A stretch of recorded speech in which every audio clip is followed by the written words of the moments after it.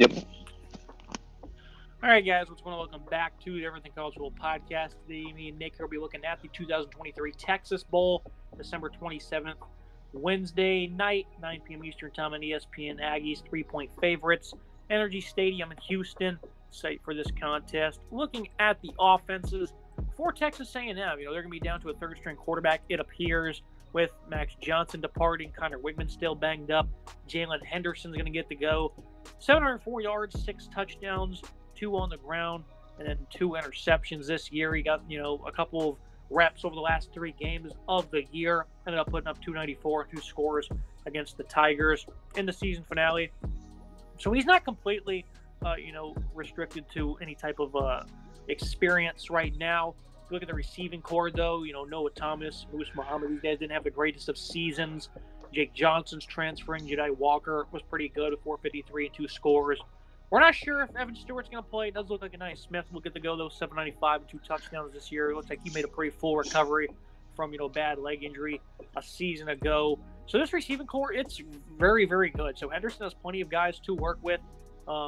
Actually, looks like Smith will not be playing in the bowl game, but regardless, if Stewart plays, they still got some good weapons here for him to work with. Nick, what do you think of this offense so far? This year is actually pretty sound, 34 points per game. The offensive line progressed a good bit. The running game, was better than last year. Still, pretty disappointing overall, but 34 points per game, a pretty solid mark I'm happy with. Bobby Petrino stepped in, hoping to reinvent this offense. 34.2 points per game is not a bad amount. 3.94 yards per attempt on the ground is disappointing. 5.89 yards per play, not bad. Obviously, losing Wegman earlier in the year was a big shame for this team. Max Johnson heading to North Carolina. Now it's the Jalen Henderson show. He has an opportunity to step up and be a good quarterback for this team. He looked okay in his appearances against LSU, like you said. So I think this is one of the better situations of a team that's thrusting a quarterback in. We've talked about a lot of teams that have quarterbacks opt out and guys getting their first career start or their second career start and just really not having much to work with. I think Henderson's probably the better of the bunch of the quarterbacks being thrust into the spotlight here. So I think that's someone they can kind of work with and use in this situation. Losing Smith and Stewart will be, especially Smith, but Stewart potentially is a big blow. Stewart, flirting with potentially transferring to Alabama. That's been rumored, some other things like that.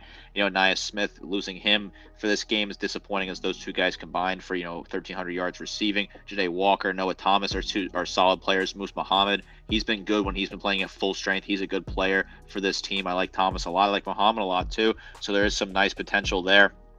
Going to see if they can find some production out of their running back room as well to help them through this game. Le'Veon Moss, back half of the year, didn't see many touches. Amari Daniels, the last few games, also was barely used. Ruben Owens, 94 carries this season, 359. Only 3.8 yards efficiency. This running game, statistically was right on par with last year's. They were able to find more touchdowns with 141 yards per game. It seemed in spurts like this run game really worked in certain games in conference this season. They had 200 plus against Auburn and Arkansas. Against Mississippi State, they ran wild against Ole Miss. They were pretty effective. So this running game at times has worked. But this offensive line, for the immense talent and size they have, they should be one of the best in the country. And I thought this year, at least 2 years ago, I projected them to potentially be in national title conversation because of what I thought they had on this offensive line. Nowhere even close to it. Bryce Foster was better than he was a year ago. Trey Young was great for them at left tackle. Layden Robinson, he was a pretty sound player. Overall, though, this offensive line was not great. Chase Besantis, the right tackle, he's in the portal, and he wasn't really great for them anyways. Steve Adazio and Jimbo Fisher did a horrible job with this offensive line, and that's why they're all gone.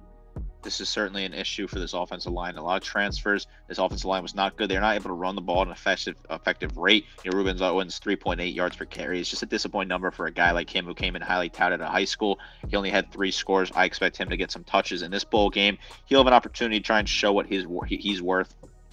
This offense, right, the 34 points per game is an improvement, but outside of that, a lot of disappointment from this team and disappointment in general as the Jimbo Fisher era comes to an end, and now Elijah Robinson will be coaching this game for Texas A&M. You look at the Oklahoma State offense, a unit that, got absolutely swarmed against Texas. Alan Bowman, a veteran quarterback, 13 touchdowns, 12 picks, 235 yards per game. 60% comp rate. And this was a player that was, good in spurts in certain games for them, but at times at waiver, they lost by 42 to UCF. We had 3 picks. Wasn't all that accurate in some of the other contests as well. He has 4 picks or 4 straight games now with an interception. turnovers and accuracy have been a problem for him. This is a guy who can certainly rip some nice balls in the middle of the field and towards the boundary. Guys like Brendan Presley, 85 receptions, 800-plus yards. Rashad Owens is a phenomenally physical pass catcher, 731 and 3 scores this year. And I like Leon Johnson, what he can provide. Jaden Bray in the portal. So they're only going to have their top 3 guys here at pass catcher. What do you think is going to happen here with Bowman and these receivers, Nick? Because they have the potential to really tear it up, but this player just seems to be inconsistent, and that's his problem. Certainly a problem for Bowman. He has had success at times, but the accuracy, below 60% comp rate's not great. 3,000 yards, you expect a little bit more. 13 touchdowns, 12 picks, just all over the place. Kind of a mess for Bowman here, who's just had some struggles for this team.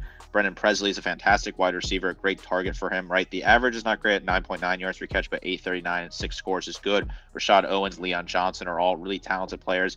Ollie Gordon gets involved out of the backfield as well. He's got 326 and a score receiving. Owens 731, 13.8, 3 scores. This offense 29.5 points per game. A bit disappointing for a Mike Gundy offense. You expect a little bit more out of them. 4.86 on the ground is pretty good. 5.82 yards per play. It is not bad. Bowman struggled. The team 16 passing touchdowns, 14 picks. So the ratio just is not good. If this team wants to have success, Bowman's have to keep his arm under control and really avoid those mistakes, because this A&M defense can certainly capitalize on those mistakes and make you pay for them. And of course, this offense is headlined by Doak Walker Award winner Ollie Gordon, 1,614 yards, 20 touchdowns. A magnificent season. He's looking to pile onto those totals. Obviously against Texas, 13 carries, 34 yards. They're also playing from behind in that game. And that's an elite defensive line they're playing. 2 great defensive tackles. You knew that was probably going to be a struggle area for him. They're playing against a physical Texas A&M run defense here. It's going to be down a handful of players, so it's certainly going to allow him to probably squeak open some more runs. Ollie Gordon's great, Nick. They tried to feed him the ball, 4 catches, 54 yards, but they just ended up being down, the entire game with how bad their defense played against Texas, and it didn't really allow them to get their best player going. That's unfortunate. It's not going to be the case here. I think they're going to look to ride behind Dalton Cooper, left guard or left tackle. The right guard, Preston Wilson's been a great player for them. The offensive line's certainly, about an average unit, but they do have those nice players there. And with A&M being down so many different guys, I think Gordon will probably do better than he would if this was, a regular game in the regular season. What do you think about OG Zero here leading the way? I think Ollie Gordon has a great opportunity. We saw it against BYU in a game that helped him clinch the spot in the Big 12 title game, where he had a great day on the ground. He can have a similarly strong day, 1,600 yards rushing, 6.3 yards per carry, 20 scores. I mentioned he was solid out of the backfield as a receiver, 37 receptions. He's a do-it-all kind of guy. This guy's going to be the entire offense in this bowl game. He has a great opportunity here to dominate on the ground against, like you said, a weakened A&M defense we're going to get to that has a boatload of opt-outs, which is certainly a problem for this team. Ollie Gordon, I've loved watching him all year. Very much deserved to win the Doak Walker, an exciting back, and it's really cool that he's playing in this game. You might want to see a guy like him and opt out. That might be advised by the university, or other people, family might advise him not to play. But Ollie Gordon's going to play in this game. He's going to go out there and give a great opportunity for the fans in the one last game this season. That Aggie defense, a unit that played very good this season, much like last year. They were very sound on this side of the ball. 21.2 points per game allowed in 22. 21.3 allowed in 2023. That is crazy to say those numbers along with the years. Edgerrin Cooper, though, a great linebacker, 17 TFL. He had a heck of a season for Texas A&M with 84 tackles. This is a player I think is also probably on the opt-out list because he did declare for the draft. So you don't expect him to play. Fadil Diggs, he's not going to be playing. He's in the transfer portal. Walter Nolan as well. LT Overton certainly didn't see the field all that much this season, but they got a lot of muscle on this once highly touted defensive line. It's not going to be here. Of course, Nolan was having a terrific season before hitting the portal as a top-ranked player. Teron York, though, a freshman linebacker, he's going to be a leader they look to here. 66 tackles this season, 8.5 TFL. Great player in that regard. And then Shamar Turner, he still looks like going to be playing in this contest. 10.5 TFL, 6 sacks. This is a run defense that 2 years ago was absolutely awful for really no reason other than just poor coaching. And this season, 106 yards per game allowed. Much better. I mean, they really stood up, conference opponents. Tennessee had their way with them. That was about it. They only allowed two 150-plus yard games. Last one coming in the finale against LSU. What do you expect from this run D in this game, Nick? Again, they got a lot of opt-outs here, a lot of highly productive players, and a lot of physicality up on their defensive line. It certainly is a lot of players lost. This has been a team that's been decimated by opt-outs. Having York play, he was a true freshman, so I think he has some extra energy and some sort of pride to play for here. 66 total tackles, 8.5 tackles for loss, 3 sacks. He's going to be your leading tackler playing in this game. Shamar Turner's a great player, 33 total tackles, 10.5 tackles for loss, 6 sacks. Like those numbers, McKinley Jackson, 27 total tackles, 5.5 tackles for loss, 3 sacks. Malik Cilia gets a big opportunity, 14 total tackles, 2 tackles for loss, 1 sack. And Shamar Stewart, 10 tackles, 2 tackles for loss, 1.5 sacks. The depth chart obviously is pretty shallow on this front part of this defense because you said Cooper's not going to play, Nolan, other big players are not going to play. So they certainly lost a lot of talent, which is definitely a shame for this team. Another guy that's going to play, though, I believe, is Chris Russell, 26 total tackles, a pick, 2 sacks, and 2 tackles for loss. This is a makeshift unit. Certainly, they were a good unit when they had full potential, right? 21 points per game, 3.27 yards per attempt. But being this weak, they could certainly struggle in this game. In the secondary, a pretty inconsistent unit. Miami in week 2 throttled them. At the end of the year, their quarterback was in the portal because of how bad he was. And then Ole Miss, they were able to pile up some nice yards. And Jalen Milroe, outside of the one bad pick, he was really able to take advantage downfield of this secondary. And they're going to be facing talented wide receivers here. But overall, this is a very talented group. 188 yards per game allowed. Josh DeBerry came over from Boston College. He certainly had his struggles. He did end up having 2 interceptions and being a productive tackler. But this is a guy they're going to look to target with Rashad Owens. Bryce Anderson was a good player. Terry Chappelle is in the portal. So there's a lot of moving pieces on this end, too. Deuce Harmon as well. I think some more depth as well is kind of being attacked in this back end. But Damani Richardson appears to be in line to play. So this is a secondary. I think they're going to have a pretty good game. They're pretty stout in terms of just limiting big plays and yards. But I think these receivers can certainly win some opportunities at the sticks. What do you think is going to happen with the Aggies secondary? Another unit that's losing some pieces, but they got 4 guys who should play that have played throughout the season. Damani Richardson, 59 total tackles, 3 tackles for loss, a sack, 3 picks. Bryce Anderson, 46 total tackles, 7 tackles for loss, 1.5 sacks, 4 pass breakups. Jacoby Matthews, 41 tackles, 4 pass breakups, a pick. Josh DeBerry, 39 total tackles, 1.5 tackles for loss, 2 picks, 7 pass breakups. Those are 4 solid players right there. Good production out of those guys. You're looking at about 18 pass breakups between those 4 guys. So solid numbers there. I think they will have a solid day. I think if Oklahoma State's going to win this game, like I believe they will, it's going to be coming from the ground game where Ollie Gordon's going to be able to torch this front part of this defense that's missing way too many pieces. Look at the Cowboys defense. Last 4 games they've allowed at least 30 points in. That includes games against Houston and BYU that score less than 24 per contest. Ran into a brick wall against Texas. Ewers and them boys put up a Big 12 record, 662 yards. They had nothing for him at all. They couldn't stop him without Pierre Walk, and Ewers threw a ball right to the linebacker, and that really helped them out there. Cameron Epps at safeties had a good year, 3 picks.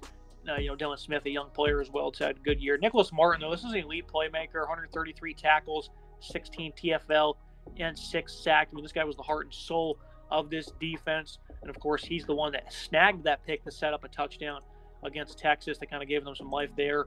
Overall, though, they've been really just getting hammered on the ground. Big plays in the secondary really hurt them against the Horns, but it really starts with their inability in the back half of the season to get stops on the run. 1, 2, 3, 4 games, 5, really 6 games of 200-plus rushing as Texas had 198. They're really knocking on the door there. Just the inability to get good playmaking from most of the defensive line. Anthony Goodlow's great. Xavier Benson's been a great linebacker as well. Colin Oliver, more of a traditional linebacking role, 15.5 TFL. This is a guy they're starting to look to when they need some sacks. So he's able to grab 6 of them, along with 4 forced fumbles this year.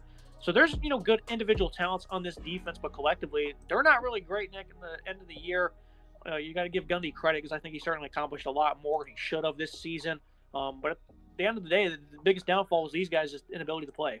His defense struggled certainly in the back half of the season, which has been an issue for this team. Like you said, they gave up 45 points in a loss to UCF, 30 points to Houston, 34 to BYU, 49 to Texas.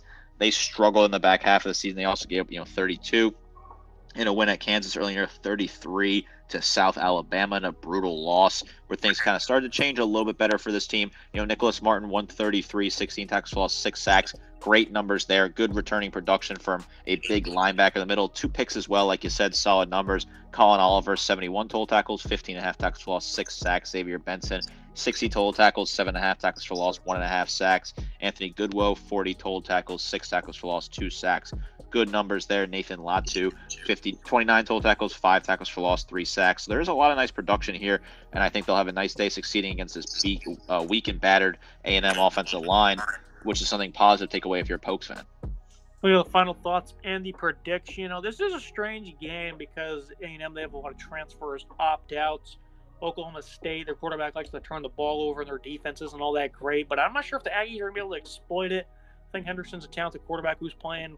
He's going to be trying as hard as he can. He's got, a job to win, potentially in an audition as well at his hands. So we'll see what happens. I mean, the run game, I'm not really all that confident they can be efficient. I think they'll have some success.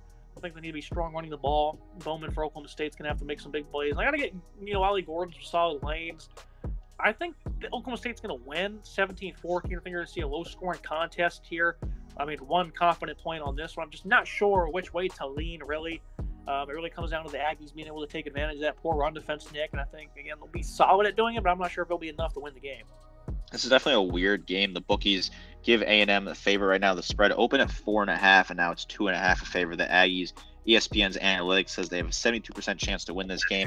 I'm not buying that. I'm also putting low confidence points on it. These two teams did square off in a bowl game in 2019 with A&M barely winning in that game. They did not cover the spread in that game. I like Oklahoma State to win this game outright 20-14, so I think roughly around the same score as you. I think if Allie Gordon just has some success, get some nice ground gains, and get a rushing touchdown or two, they can put this game out of reach. I think A&M just has way too many opt-outs to be fully competitive in this game. I do think a low-scoring affair between these two teams is something coming. Again, similar to what we saw in 2019.